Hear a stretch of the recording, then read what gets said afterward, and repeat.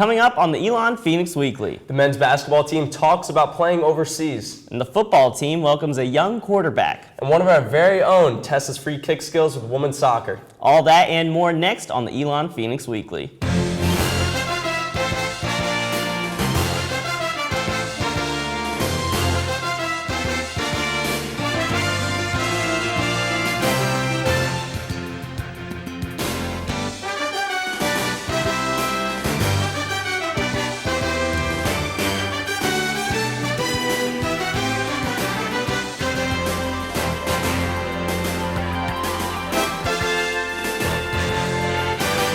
Good morning and welcome to another edition of the Elon Phoenix Weekly. I'm Matt Lee. And I'm Alex Day. Thanks for joining us on your ESPN2 local sports break.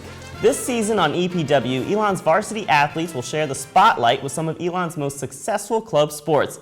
We'll take the fields with top players as they show us what it takes to stay at the top of their game. Today we'll take a look at what our Elon athletes were up to this summer and what they're doing to keep momentum as the fall season reaches its halfway mark. Over the summer, one team packed their bags to take advantage of their time away from campus.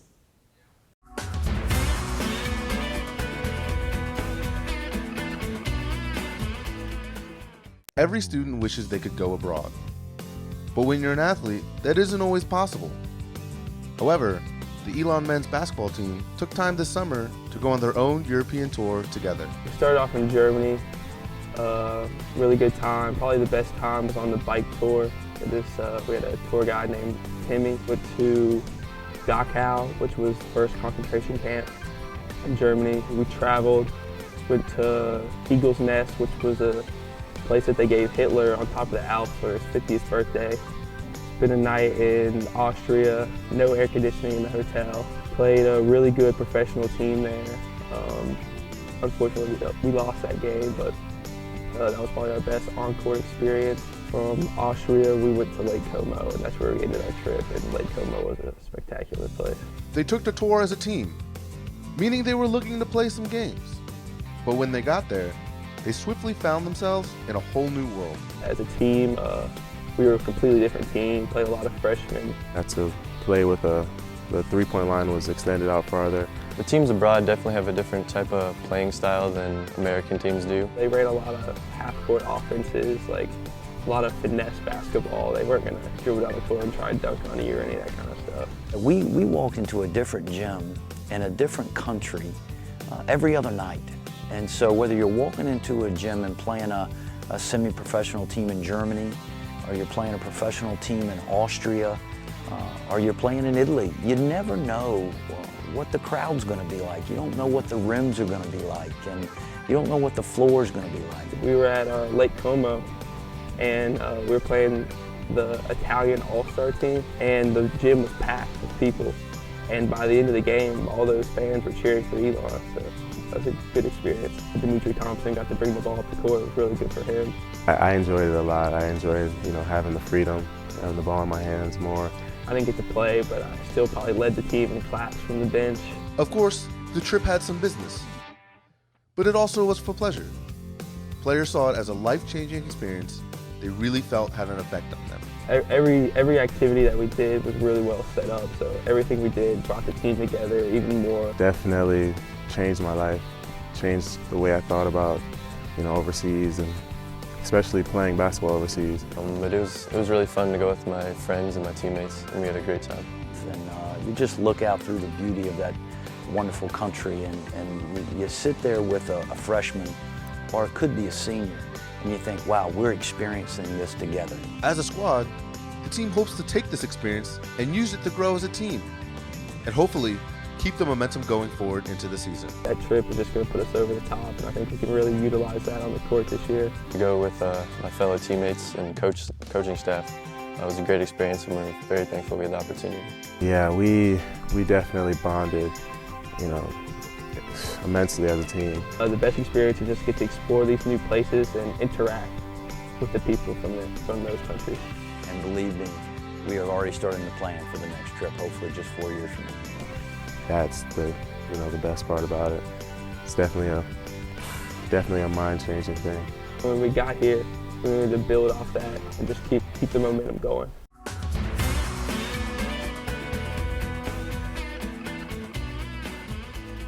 Coach Matheny is already attempting a plan to take the team abroad again. The 2015 Elon football team is full of young players, including quarterback Connor Christensen. This season, the redshirt freshman is looking to lead the Phoenix on the gridiron.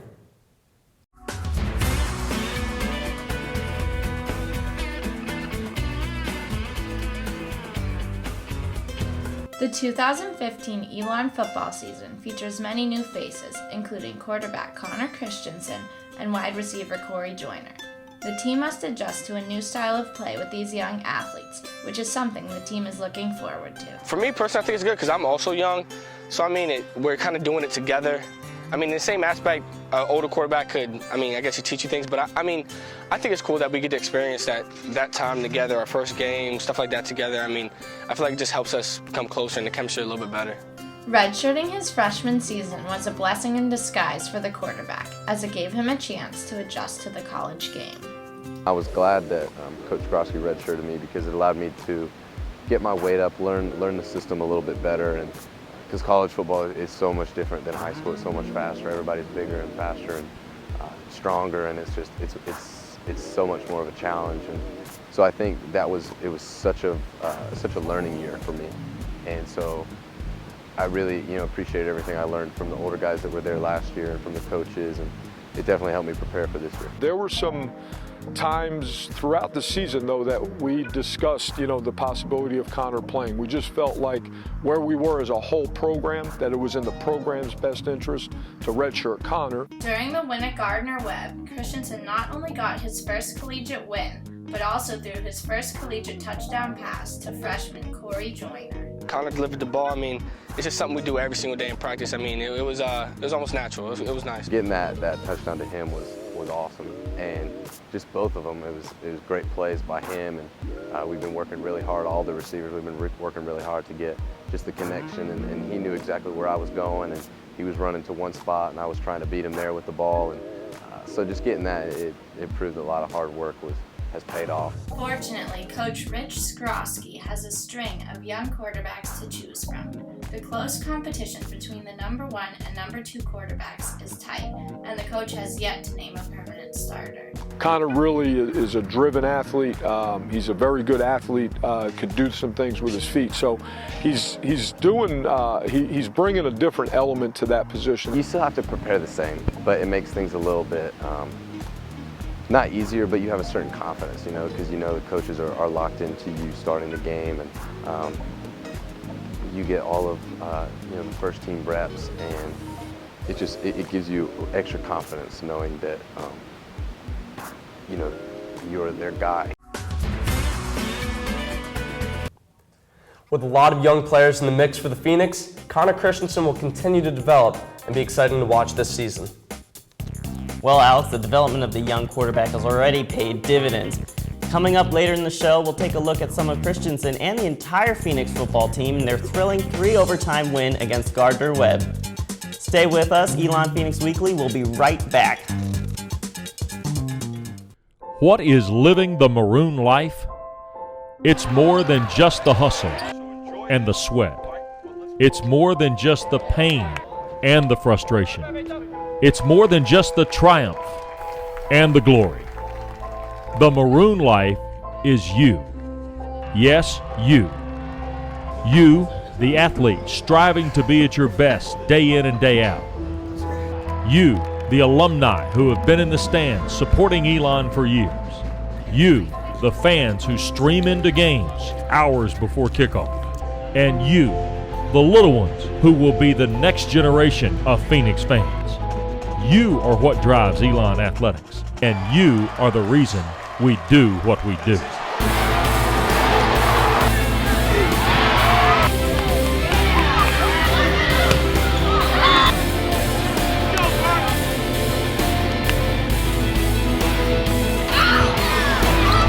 There is so much history and tradition behind our maroon. Conference titles, All-American, and national championships. But there is so much history and tradition yet to be made. So join us. Live the maroon life.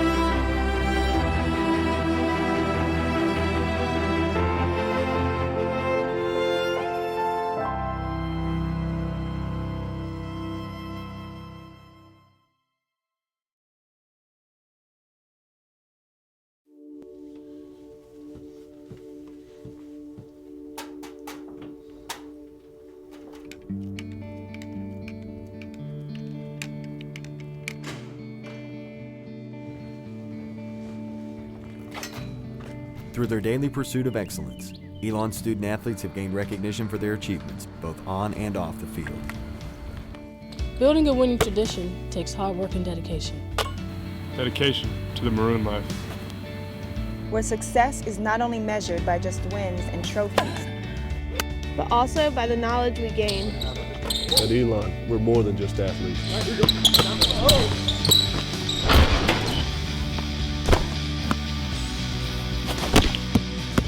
We're student athletes. Providing support enables success, helps sustain the winning tradition of Elon Athletics, while securing the future of our student athletes for years to come. Good morning, Phoenix fans, and welcome back to the Elon Phoenix Weekly on your ESPN2 local sports break. Elon's women's soccer team is off to an impressive start this season. Senior defender Mel Inslee has already scored spectacular goals from free kicks. I caught up with Mel to learn the trick to score on the perfect free kick.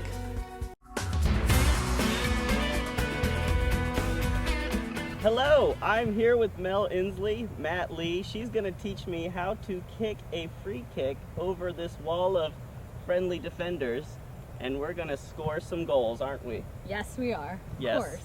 Right now.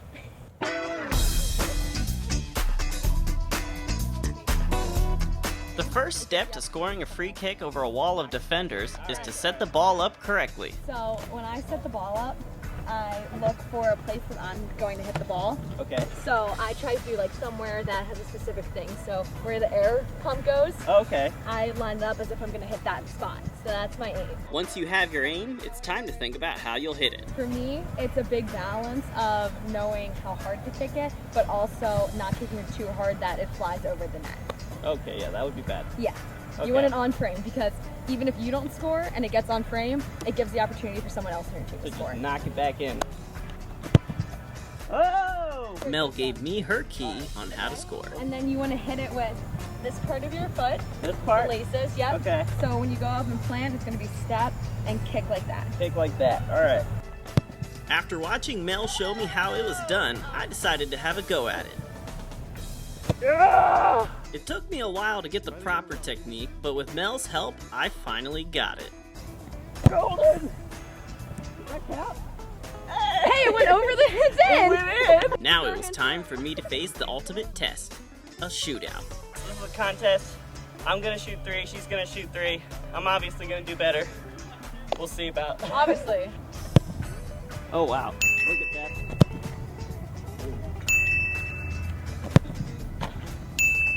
Mel scored with ease. Now it was my turn. All right, there we go. After beating me 3-0, Mel gave me one more chance. This one's for Mel.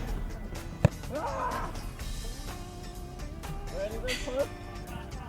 All right, thanks Mel for teaching me how to sort of score. I'm just not very good at learning this type of stuff, but you killed it. She beat me easily, so you get these. These are my gifts to you. So much. To keep scoring for Elon Phoenix, and she will. Back to you guys in the studio.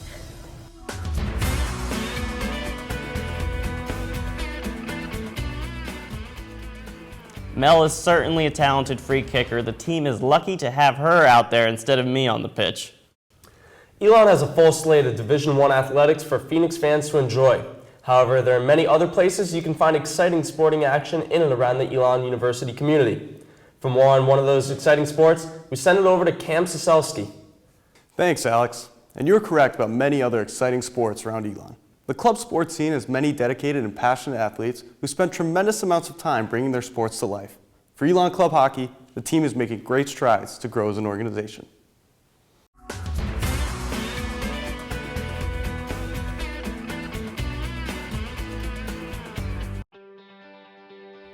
It's just before midnight on a cool September Wednesday. As any rational college student is winding down for the evening, the Elon Club hockey team prepares to take the ice for practice, playing a sport they've competed in since childhood. I started when I was 7 years old, so it puts me playing at 13 years. Good at math. I started playing because of my brother. I look up to my brother like no other, and he started playing that same year, and wanted to play with him. Everyone played hockey. It's kind of what you did. During the winter, we'd all play in ponds. Whenever we could find an open rink, it was kind of what everyone did. I play hockey because when it started, my older brother and I were taking after next-door neighbors, all four of whom were captains of the high school team in my town. And once I started playing, I just fell in love with it. Being in Boston area, it's very popular there, so definitely motivated me to play, and then yeah, just fell in love with the game. As with any college athlete, the players must find ways to balance hockey with schoolwork. I noticed that balancing the schoolwork is actually easier when I play hockey because it makes me realize that I have to get my stuff done. Because if I don't have anything to do, I'll just sit around and wait till 2 in the morning and then do my homework. Practices are late at night, and obviously school comes first, and that's a big part of our team. So once you get our schoolwork done, you just go out there, put on the pads, and have fun with the boys. Last year I was president of the team, so I didn't consider myself an entrepreneurship major. At the time I was a management major. Figuring out exactly how to run the team. Being a college athlete has taught me more about myself through leadership than I could have ever hoped to gain from being just a student here. The team faces further obstacles due to the sheer nature of playing ice hockey. It's definitely a challenge playing hockey in North Carolina. There aren't a ton of rinks. It's not at all what I'm used to growing up. There was a rink in my town, 2 and 1 next to us. And so it's definitely much more of a commitment than it would have been at a northern school. We balance a $34,000 budget. It's the second largest of any club behind fishing, and theirs is only larger because they bought a boat.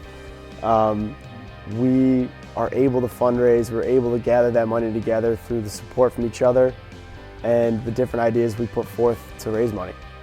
Conquering these challenges, the team continues to get better and better, forming a special camaraderie in the process. Just kind of want to be a family with the team, just on and off the ice, so you know what you're out there, who you're skating for every day. Just from my freshman year to now my senior year, the improvement that the team has made is really astounding, and I think it's going to keep getting better and better. We're looking at the end of the season tournament. We came close last year, but I think this is the first year that we've had a lot of guys and girls come out and try out. We've got a lot of depth on our team, and I think, it's early, but looking towards the end of the season, we have something special going. Different grades, different ideologies, different point of views. So when it comes from a management perspective, the ideas that we were able to bring together from all of us, it's fantastic. It's that diversity that keeps us going in new directions with new opportunities to grow. But no matter the difficulties, whether it be late practices or expensive dues, it's a love for the sport that puts a team on the ice every season. The sport, every single one of these kids is going to play post-grad as long as they have an area where they can.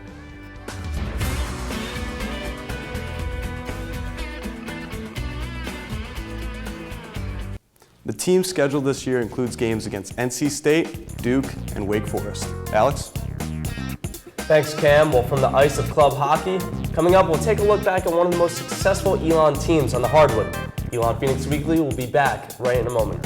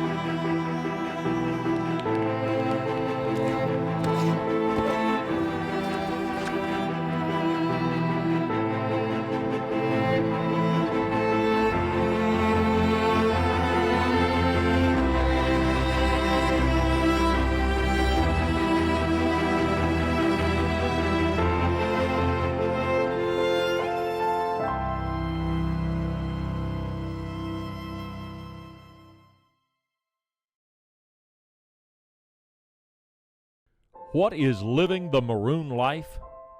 It's more than just the hustle and the sweat. It's more than just the pain and the frustration. It's more than just the triumph and the glory. The Maroon life is you. Yes, you. You, the athlete, striving to be at your best day in and day out. You, the alumni who have been in the stands supporting Elon for years. You, the fans who stream into games hours before kickoff. And you, the little ones who will be the next generation of Phoenix fans. You are what drives Elon Athletics, and you are the reason we do what we do.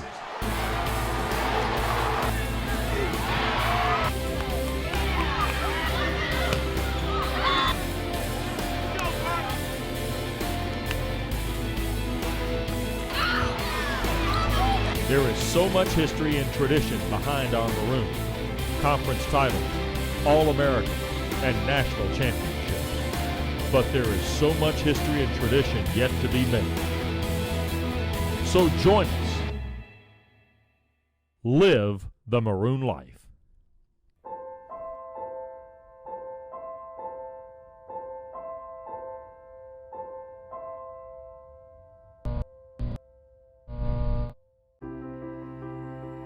An Elon education is about preparing students for a life of global citizenship.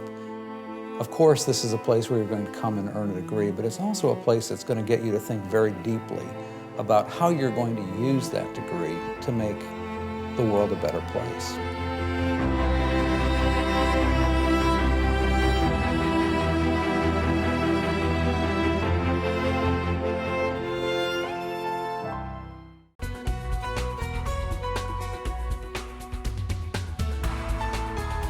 The Elon Phoenix Weekly is made possible by the students of the School of Communications in association with the dedicated coaches, athletes, and the staff of Elon Athletics. We all love the cozy confines of Alumni Gym, which has played host to decades of successful Elon basketball teams. Today, we'll take a look back at one of the first teams to play there, all the way back in the 1950s. This week in Elon sports history, we take a look back at the 1952 men's basketball team that made it to the national tournament. It was only the third year of play in the new Alumni Gym, and the Fighting Christians were already setting records.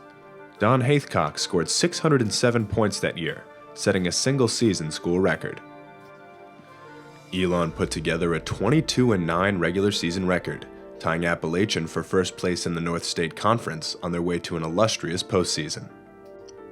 Behind Haithcock's and Ben Kendall, the Fighting Christians won their district tourney and punched a ticket to Kansas City, their first ever trip to the NAIB National Tournament. And that's all for this week's look at Elon sports history.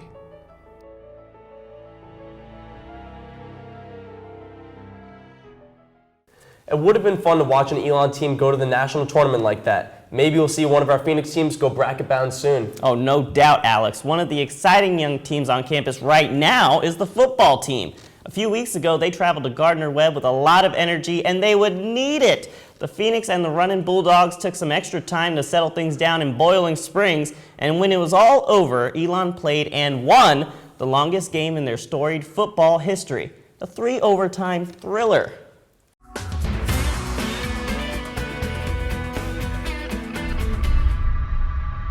Every practice, every game, every play, any challenge, any opponent, first quarter, overtime, we grind, we find a way.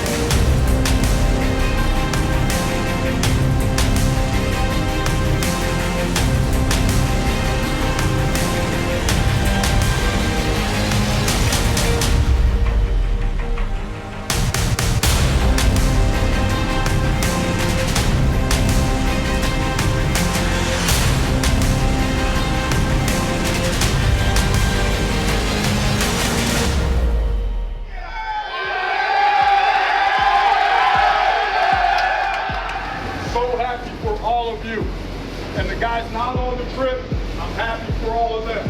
All right? You just keep grinding, man. Just keep grinding. We know we got a long way to go, but you just keep grinding. Play until the last play. Play until they tell you not to play anymore.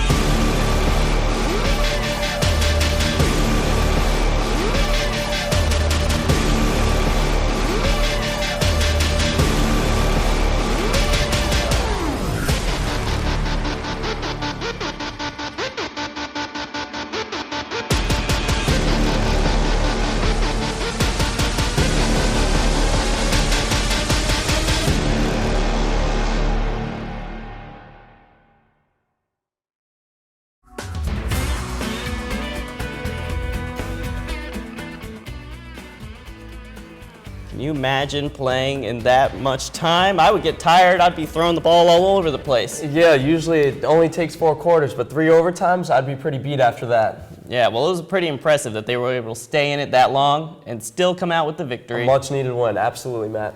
Well, if you missed anything or want to check it out again, be sure to check us out on YouTube at youtube.com/Elon Phoenix Weekly. You can also catch us on Time Warner Cable to watch us on demand. Head to elonphoenix.com to learn more about upcoming games and exciting successes for Elon Athletics. And don't forget to tune in next week when we return for another exciting episode of Elon Phoenix Weekly. On behalf of our producers and crew here at the show, we hope you have a great weekend. For the Elon Phoenix Weekly, I'm Matt Lee. And I'm Alex Stay. Live the maroon life. Go Phoenix.